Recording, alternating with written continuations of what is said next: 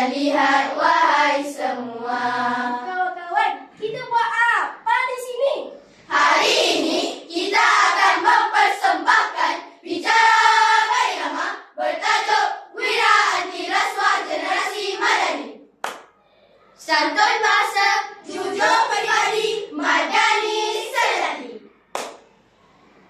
Kita selalu dengar perkataan rasuah dalam kehidupan kita. Rasuah situ, rasuah sana, rasuah sini. Rasuah itu apa sebenarnya? Saya tahu, rasuah merupakan penerimaan atau pemberian suapan dalam bentuk wang, hadiah atau layanan untuk mendapatkan sesuatu dengan cara yang salah. Oh, itu rupanya maksud rasuah. Saya nak tahu dah. Di mana rasuah boleh berlaku? Rasuah boleh berlaku dalam berbagai sektor seperti kerajaan, swasta dan politik. Kawan-kawan nak tahu tak, rasuah ni ada banyak jenis.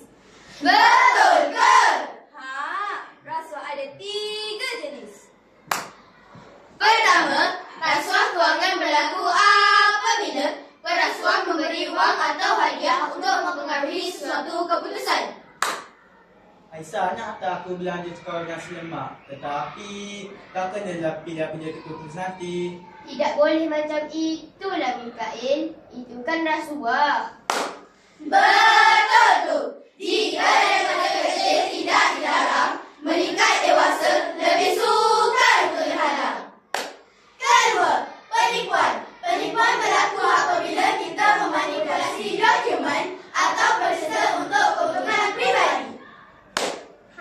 Kita dah kumpul RM30 untuk diberi kepada kucing tepiak. Tapi, jom ambil duit itu untuk beli jajan. Itu penipuan. Takkan nak biarkan kucing-kucing kita kelaparan. Ketiga, nepotisme, iaitu memberi keistimewaan kepada keluarga atau kawan tanpa mengira kualiti. Watak utama akan diberikan kepada anak saya, Fadli. Apa? Tetapi Aisyah lebih layak untuk mendapatkan watak itu. Betul ayah, jangan disebabkan keluarga, bahkan tak seorang lain abaikan. Lagipun negara kita mempunyai akta bagi membatalkan rasuah. Akta? Akta apa? Saya tahu. Berdasarkan Seksyen 25/1 Akta SPRM 2009 menyatakan bahawa mana-mana orang yang diberi, dijanjikan atau ditawarkan apa-apa suapan dengan melanggar peruntukan akta tersebut hendaklah melaporkan pemberian, janji atau tawaran itu.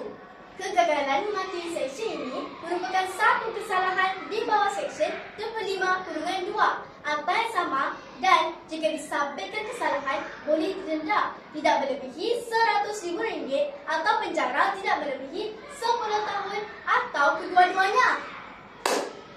Jangan terima rasuah, jangan minta rasuah,